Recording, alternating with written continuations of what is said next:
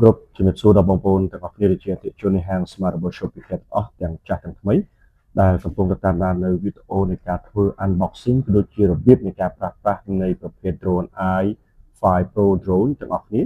ដែលជាប្រភេទ drone មួយដែលមានវត្តមានថ្មីនៅក្នុងហាង Smart Robot Shop ពីខេត្តយើងខ្ញុំបាទអញ្ចឹងសួរថាតម្លៃនៃ drone នេះតម្លៃប្រហែលខ្ញុំនឹងជម្រាបជូនដល់បងប្អូនទាំងនៅចុងវីដេអូបាទអញ្ចឹងមកឈុតរបស់វាបងប្អូននឹងទទួលបានគឺបងប្អូនទាំងបើកមកបងប្អូននឹងទទួលបានទី1គឺប្រអប់ drone ដូចបងប្អូនបានឃើញទី2 drone នេះគឺអត់មានកាបូប drone ទេបងប្អូនណាបើកមកគឺបងប្អូនទទួលបានសភៅណែនាំរបៀបនៃការប្រើប្រាស់នៅលើនេះតែម្ដងទី2គឺបងប្អូននឹងទទួលបាននៅប្រភេទ drone មួយអានេះប្រភេទ drone មួយយើងមានពីរពណ៌នេះជាប្រភេទពណ៌ខ្មៅបងប្អូននេះជាប្រភេទពណ៌ខ្មៅទី2គឺបងប្អូននឹងទទួលបានស្លាប drone ចំនួន2គូខ្សែសាកទូលវីសបាទដូចជាអត់មានខ្សៅ drone ទេអានេះមានខ្សែសាកទូលវីសនិងស្លាបចំពោះចំនួន2គូតែប៉ុណ្ណោះបាទ A មួយគូ B មួយគូបាទថ្មរបស់វាគឺមាន2គ្រាប់បាទថ្មទំហំ 3.7 វ៉ុល900 មីលីអាំពែម៉ោងបាទតាមទំហំរបស់វានេះគឺធន់កណ្ដុកដុកបងប្អូនទេអញ្ចឹងទំហំនេះគឺជាទំហំ zin របស់វាតែម្ដងបាទខ្ញុំមិនdrone នេះខ្ញុំមិនតន់តេស្តទេប៉ុន្តែបាទខ្ញុំយល់ឃើញថ្មនេះអាចប្រហែលជាលេងបាន10នាទីប្រហែលជាលេងបាន10នាទីព្រោះថ្មធ្ងន់បាទអាចប្រើជាមួយ drone ដែលមិនមាន GPS អញ្ចឹងខ្ញុំយល់ឃើញថាអាចលេងបាន10នាទីប៉ុន្តែខ្ញុំបញ្ជាក់ណាបងប្អូនគ្នាខ្ញុំអត់តន់បានធ្វើការ testing ទេបាទគឺមានប៉ុណ្ណឹងអញ្ចឹង drone នេះគឺអត់មានកាបូបរបស់វាទេបងប្អូនគ្នាអញ្ចឹងបើសិនជាបងប្អូនត្រូវការទិញកាបូបដាក់ drone គឺយើងមានលក់កាបូប drone បាទកាបូបរបស់វាគឺត្រឹមតែ$2កន្លះទេបងប្អូនគ្នាលក់ជូនដល់បងប្អូនគ្នាយកទៅដាក់ drone ដើម្បីងាយស្រួលក្នុងការទុកដាក់តែម្ដងបាទអញ្ចឹងបងប្អូននៅមានថ្មចំនួន3គ្រាប់ទៀតថ្មទូដាក់ tele ម៉ាស៊ីនជែករបស់យើងគឺយើងទិញយ៉ាងណាដែលថ្មល្អទៅបងប្អូនគ្នាបាទសម្រាប់ថ្មរបស់យើងមួយនេះគឺខ្ញុំធ្វើការដាក់ជូននេះគឺយើងអាចលេងបានមួយរយៈខ្លីទេ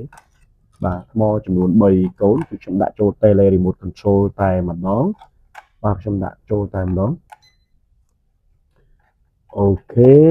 បាទខ្ញុំដាក់បែបនេះហើយថ្មនេះគឺខ្ញុំបានសាករួចហើយបាទខ្ញុំបានសាកថ្មរួចហើយបាទអញ្ចឹងបងប្អូនមុននឹងលេងគឺបងប្អូនត្រូវសាកថ្មផ្សេងទៅបាទចង់បញ្ជាក់ផងដែរថា drone i5 Pro នេះគឺជាប្រភេទ drone មួយដែលមាន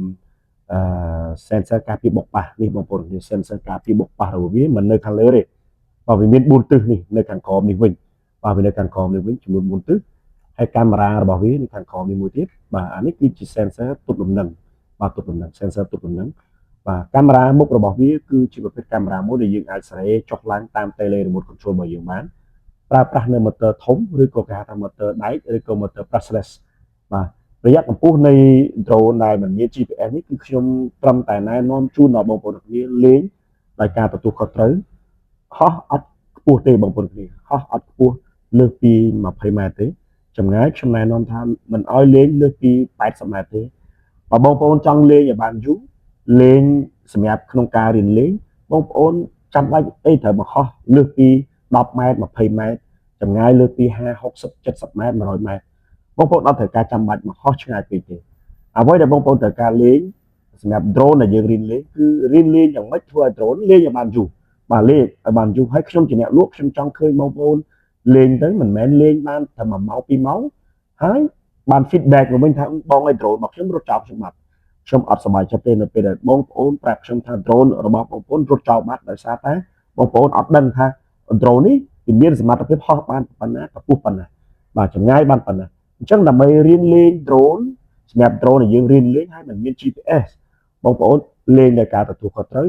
លេងកុំលេងខ្ពស់កុំលេងឆ្ងាយ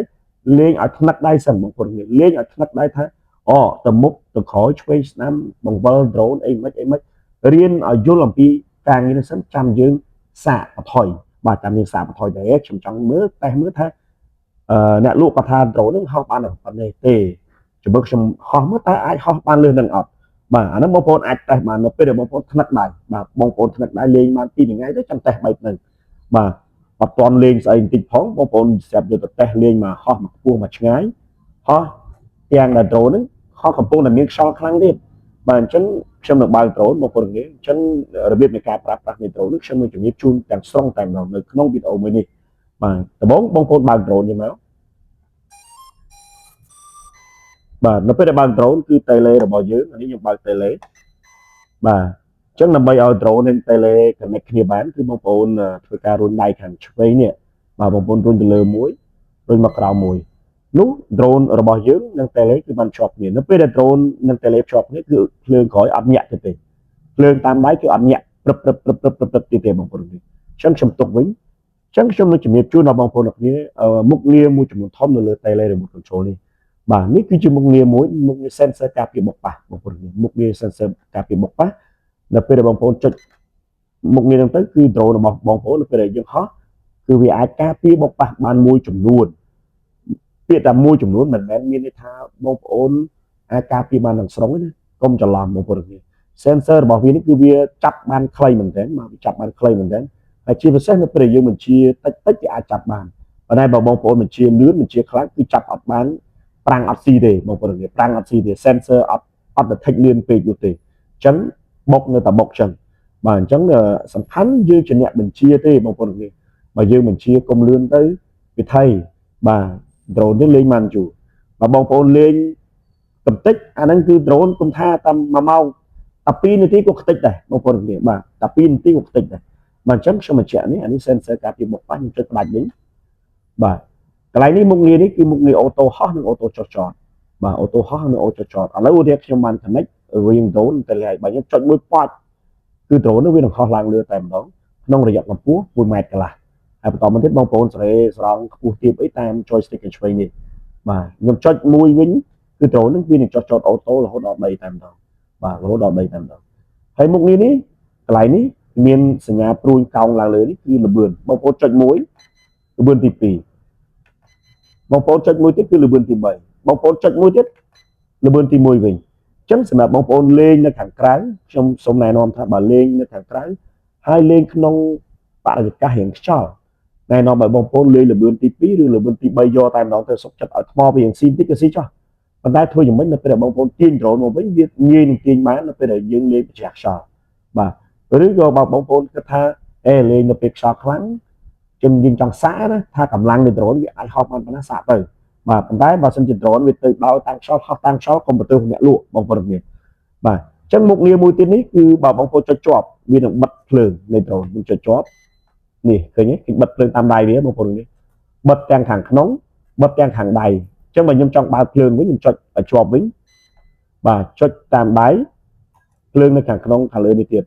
បាទអញ្ចឹងសម្រាប់ drone នេះបើសិនជាបងប្អូនលេងដើម្បីឲ្យសេវថ្មមានន័យថារក្សាថ្មលេងឲ្យបានយូរ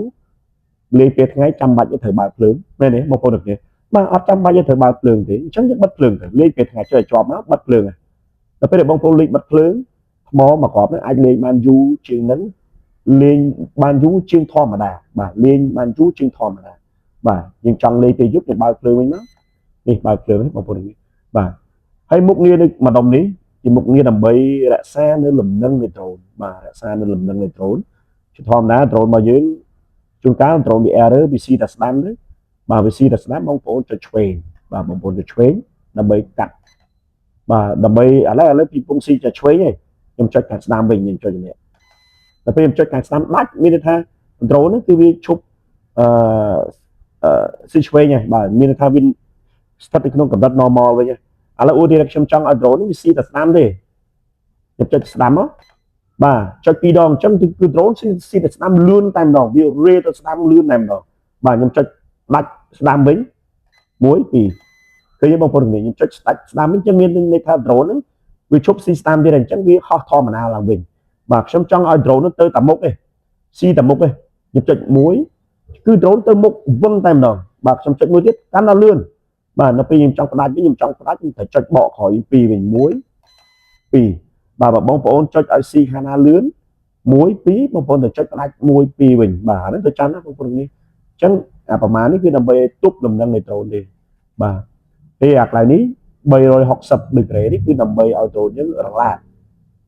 បងប្អូនចុចមុខងារនេះចុចមើលប៉តរុញមកស្ដាំគឺ drone យើងនឹងរលាតមកស្ដាំបងប្អូនចុច360ដែរទីមកឆ្វេង drone យើងនឹងរលាតមកឆ្វេង បាទខ្ញុំបញ្ឆេះបន្តិចកុំឲ្យ drone វាស្រែកបាទធម្មតា drone តែកាលណាយើងអត់ធ្វើឲ្យវាសោះវានឹងស្រែកទឺហ្នឹងប្រហែលវិនាទីក្រោយមកវានឹងលុតផ្ដាច់ដោយអូតូតែម្ដងបាទហើយខាងលើនេះគឺជាកន្លែងស្រែកកាមេរ៉ាឡើងបងប្អូនទាំងនេះខ្ញុំស្រែកកាមេរ៉ាឡើងបាទឃើញទេ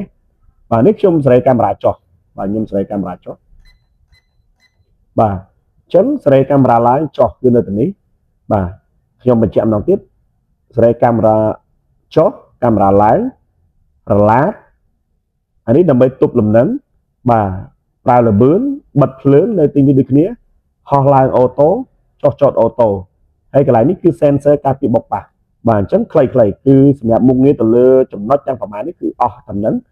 បាទអញ្ចឹងយើងសួរថាដើម្បីលេង drone នេះបានបងប្អូនដំបូងគឺបងប្អូនត្រូវ reset ដូចខ្ញុំចេះទីមានចេះបាទនៅពេលដែលទាញគឺបងប្អូនគឺភ្លើងផ្លិតទេទាញបងប្អូនទាញ3 4ដងទៅ3 4ដងទៅដើម្បីឲ្យ drone របស់យើងដំណើរការល្អប្រកក្តីបាទហើយបច្ចេកបងប្អូនរុញដៃខាងលើនេះបច្ចេកហោះមិញគឺបងប្អូនអាចចុចកន្លែងអូតូហោះនេះក៏បានឬក៏មិនចាំបាច់អាហ្នឹងក៏បានដែរបងប្អូនរុញទៅលើបច្ចេកដល់ពេលដែលបងប្អូនចង់វាហោះឡើងបងប្អូនរុញទៅលើទៀតគឺវានឹងហោះឡើងខ្ញុំបលត់វាខ្ញុំចុចអានេះមកបលត់បាទទាញមកក្រោមបលត់ប៉ុន្តែដៃខាងនេះនៅពេលដែល drone ហោះឡើងនៅពេលដែលបងប្អូនរុញទៅលើ drone នេះកាន់តែខ្ពស់រុញទៅលើកាន់តែខ្ពស់បងប្អូនទាញមកក្រោម drone នេះគឺកាន់តែទាបបាទមានថារុញទៅលើចុះមកក្រោមដើម្បីរក្សារយៈកម្ពស់ខ្ពស់ទាបបាទខ្ពស់ទាបនៃ drone ហើយនៅពេលដែល drone យើងចុះមកដល់ដីបងប្អូនទាំងនេះចុះមកដល់ដីភ្លាមគឺបងប្អូនត្រូវទាញឲ្យវាអស់អញ្ចេះបាទទាញវាអស់ចេះហើយយើងយកដៃរបស់យើងនេះទៅកាត់ចេះឆ្វេងស្ដាំតិចធ្វើរហូតបែបហ្នឹងទាញវាជាប់បែបហ្នឹងរហូតដល់ motor ទាំង4នៃ drone នេះរលត់ទើបបងប្អូនបលែងវាចោលណាទើបបងប្អូនបលែងវាបាទបើសិនជាបងប្អូនអត់ធ្វើដូចខ្ញុំទេនោះបើសិនជាបលែងវានៅពេលដែលមាន motor 3អាលុតមួយទៀតកំពុងតដើរនោះវាធ្វើឲ្យអា motor មួយនេះគឺវាទួងខ្លាំងតែម្ដងអាចបន្តិចទៅវាអាចឆេះ motor ហ្នឹងអញ្ចឹងដើម្បីលេងឲ្យ drone របស់បងប្អូនអរគ្នាលេងឲ្យបានយូរកុំឲ្យឆេះ motor គឺធ្វើដូចខ្ញុំអញ្ចឹងនៅពេលដែលចោះចតគឺចោះចតឲ្យ motor ទាំង4រលត់ព្រមគ្នាបាទតិច motor 3អាលុត motor 1កំពុងដំណើរការហើយបលែង joystick ខាងឆ្វេងបលែងដូចខ្ញុំអញ្ចឹងបលែងបែបហ្នឹងគឺធ្វើឲ្យដៃមួយហ្នឹងគឺវា error នឹងអាចឆាប់ឆេះបាទអញ្ចឹងគឺប្រយ័ត្នប្រយែងតិចនៅពេលដែលបងប្អូនចង់បង្វិល drone ជាធម្មតានៅពេលដែលវាហោះឡើងបងប្អូនចង់បង្វិលក្បាល drone តាមចំណុចយន្តការបងប្អូនទៅធ្វើម៉េចបងប្អូនទាញមកស្ដាំចេះបាទទាញមកស្ដាំចេះក្បាល drone របស់បងប្អូននឹងវិលចេះបាទបងប្អូនទាញមកឆ្វេងចេះក្បាល drone របស់បងប្អូននឹងបង្វិលបញ្ជាក់ចំណុចយន្តការចេះបាទគឺបែបហ្នឹងហើយការរុញនៃ drone ការរុញគឺបងប្អូនរុញទៅមុខនេះគឺ drone របស់បងប្អូននឹងទៅមុខបងប្អូនទាញមកក្រោយ drone របស់បងប្អូននឹងមកក្រោយបងប្អូនទាញមកស្ដាំចេះ drone របស់បងប្អូននឹងរេមកស្ដាំចេះបងប្អូនទាញមកឆ្វេងចេះ drone របស់បងប្អូននឹងរេមកឆ្វេងបែបនេះចេះបាទអញ្ចឹងគឺមុខងារនៃការប្រើប្រាស់នៅលើ tele remote control គឺមានតែប៉ុណ្្នឹងទេបងប្អូននេះបាទមានតែប៉ុណ្្នឹងទេបាទអញ្ចឹងយើងចូលដល់មុខងារនៅលើ app ការ connect នៃ drone នេះផ្ទាល់តែម្ដងអញ្ចឹងបងប្អូនអាច download មកអាច download app នេះ scan app នេះក៏បាននេះបងប្អូន scan app នេះក៏បានអានេះគឺគ្រប់ model ទាំងអស់ប្រើនៅក្នុង Google Play បងប្អូនអាច scan បានទាំងអស់បាទ iPhone ក៏ប្រើបាន Oppo Samsung ក៏ប្រើបាន scan មកឬក៏មួយទៀតបងប្អូនវាយពាក្យនេះ KYUFO ឥឡូវខ្ញុំចូល App Store របស់ខ្ញុំអត់ scan ទេខ្ញុំចូល scan ទេខ្ញុំវាយពាក្យនឹងវិញខ្ញុំវាយពាក្យ KYUFO បាទខ្ញុំវាយពាក្យនឹងហើយខ្ញុំ search មកនេះបងប្អូននេះ KYUFO ដោយសារតែ app នេះខ្ញុំបាន download ហើយអញ្ចឹងវាទាមទារខ្ញុំ open បាទបើសិនជាបងប្អូនអត់បាន download ទេវាឲ្យបងប្អូន install បាទ install បាទអញ្ចឹងឥឡូវខ្ញុំបាន download ហើយឥឡូវខ្ញុំឧបមាថាបងប្អូនអ្នកគ្នាបាន download app នឹងទាំងអស់គ្នារួចរាល់ហើយបាទ download app នឹងរួចរាល់ហើយអញ្ចឹងយើងនឹងធ្វើការ connect រវាង drone ខ្ញុំបញ្ជាក់បន្តិចកុំឲ្យវាលុតបាទឥឡូវខ្ញុំឧបមាថាសន្មតថាបងប្អូនបាន download app ទៅហើយអញ្ចឹងខ្ញុំចូល setting ទៅចូល Wi-Fi របស់ខ្ញុំ Wi-Fi វានឹង load Wi-Fi របស់ drone អត់ឃើញចឹងខ្ញុំបិទបន្តិចខ្ញុំបើកមកវិញនេះ Wi-Fi បត្រមកយើងខ្ញុំ connect លើវាមកបាទយើងរងចាំតិចទោះបីតែវាលួត unsecure network ឬក៏ no internet connection ក៏ដោយអត់បញ្ហាមិនខ្វល់វាទេបងប្អូនចាក់ចេញវិញហើយបងប្អូនចូល app ដែលបងប្អូនបាន download មួយណាចេះ app នេះ KY UFO មួយនេះបងប្អូនចុច start មក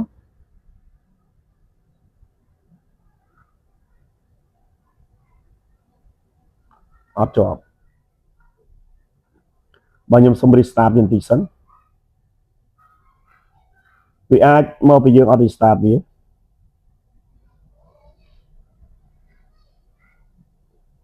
អូខេឥឡូវបើចេញក្នុងករណីដូចខ្ញុំអញ្ចឹងបងប្អូនបើចេញក្នុងករណីដូចខ្ញុំអញ្ចឹងបងប្អូនចូលទៅក្នុង setting ម្ដងទៀតចូលទៅក្នុង setting យើងមើលថាតើយើងបាន connect វាហើយឥឡូវយើងបាន connect វាហើយយើងចូលទៅក្នុង app ដែលយើងបាន download general ណាទេ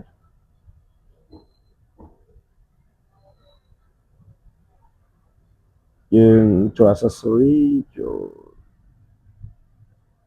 ខ្ញុំ search តែម្ដង KY តែម្ដង KY នេះខ្ញុំ search មើលកន្លែងហ្នឹងហើយកន្លែងនេះខ្ញុំយក local network ខ្ញុំបើក location វាសិនបើខ្ញុំបើក location មិញដោយសារតែយើង location មកយើងមិញយើងអត់បើក location បើខ្ញុំចេញវិញហើយចូល app របស់ខ្ញុំវិញហើយខ្ញុំចូល app វិញហើយខ្ញុំចូលចុច start ដដែលនេះបងប្អូនទាំងគ្នាចាប់ផ្ដើមនេះវាបញ្ជាបើវាបញ្ជាបែបហ្នឹងអីយ៉ាបើវាបញ្ជាបែបហ្នឹងយើងអាចស្ដីបាន reverse អូខេនេះបានត្រូវអញ្ចឹងបើសិនជាកាមេរ៉ារបស់បងប្អូនរបស់គ្នាចេញមកបញ្ជាណាចឹងបងប្អូនចុចកន្លែង reverse នេះ reverse នេះ REV នេះ reverse បាទ reverse មានន័យថាត្រឡប់នៃកាមេរ៉ារបស់យើងវិញបាទត្រឡប់នៃកាមេរ៉ារបស់យើងវិញនេះកម្រិតកាមេរ៉ារបស់យើងគួរសមបងប្អូននេះឧទាហរណ៍បងប្អូនចង់ថតបងប្អូនចុចថតនេះមកបាទនេះវាអូតូថតហើយវានឹង save ចូលក្នុង gallery ទូរស័ព្ទដៃរបស់បងប្អូនតែម្ដងបាទខ្ញុំបិទវិញហើយខ្ញុំថតវីដេអូរូបភាពបាទហើយកន្លែងនេះអ្វីដែលខ្ញុំបានថតមិញគឺចូលក្នុងនេះខ្ញុំមើលក្នុង library របស់ខ្ញុំនេះ